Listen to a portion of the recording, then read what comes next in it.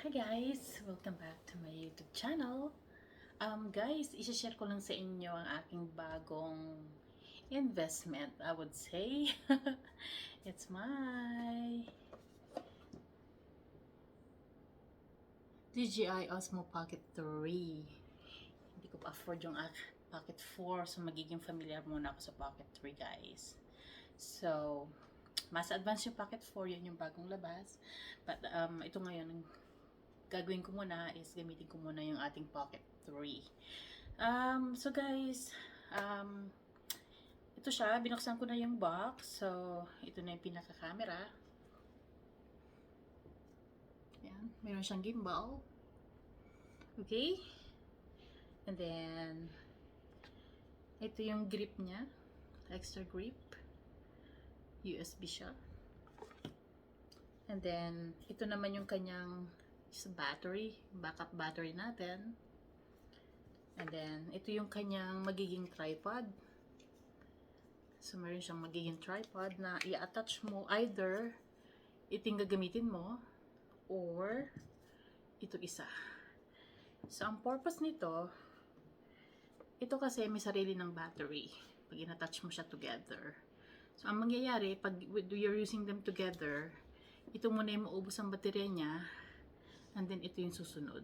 So, ayan siya. Tapos, ito yung kanyang pinaka-case. Ayan guys, yung pinaka-case niya. So, pag binili niyo itong camera na to, meron na rin siyang kasamang 64 gig na memory card. So, syempre, ito yung kanyang charging cable. Wala siya yung pinaka, yung adapter guys. Pero for sure meron naman na kayo nun. And then, ito yung kanyang, pagka gusto niya ilagay sa kamay nyo, madali lang siyang ilagay. Dito nyo siya ilalagay using the toothpick para mailagay nyo to. So, yun lang muna. Gagamitin ko to guys sa aming biyahe bukas. So, update ko kayo. Excited na ako para gamitin itong camera na to. Yung memory card, na-insert ko na siya. Nandito na sa loob. So, ayan siya guys. Ang liit niya. Talagang pocket wifi. Pocket camera siya talaga kasi pocket wifi. Kasi talagang maliit lang siya guys. So, ayan ayan lang. Ayan. So, hahaba lang siya pag ginamit niya yung battery extender niya. O kaya yung kanyang grip support.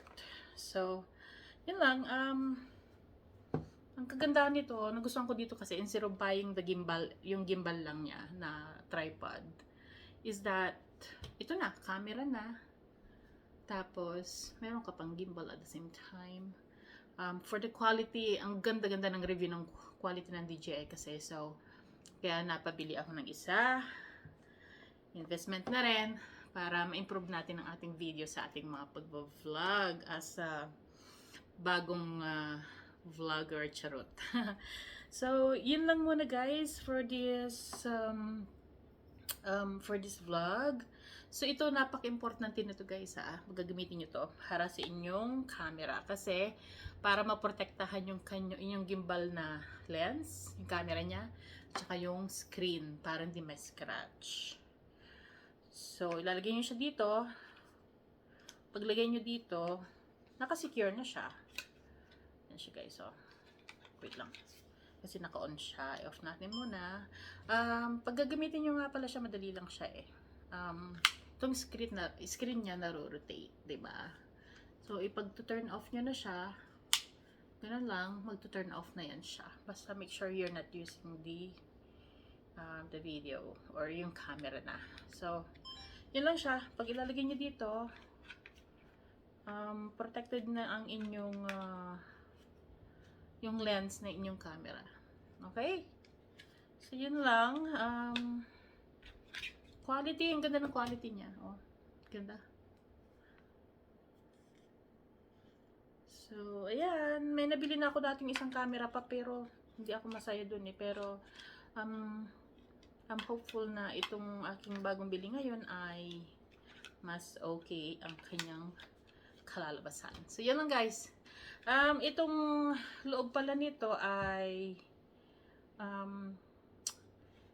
para dun sa inyong lens, pwede niyo ilagay dito yung protector niya, yung mga magnet na kasama. Pag bumili kayo ng isang ano nila, yung isang package nila. So, yun ang purpose niya sa loob. At yan na rin at the same time. Yun lang. I-update ko kayo sa magiging mga unang vlog natin para using this camera book. Bukas na yon. So, yes, yun lang po muna guys. In-unbox ko lang, shinare ko lang sa inyo ang aking bagong investment. Ito ay wala pa lang kasamang camera. Itong package na binili ko na to kasi parang namahalan ako. Pero hindi rin ako nakataste. Bumili pa rin ako, which is ito siya. I-vlog ko to ng separate vlog guys ha. Itong binili ko na, sorry, microphone pala, microphone. So, i-vlog ko to ng separate. Isusunod ko na siya i-vlog dito. So, yun lang muna guys. Share ko lang sa inyo. Thank you for watching po and God bless. God bless.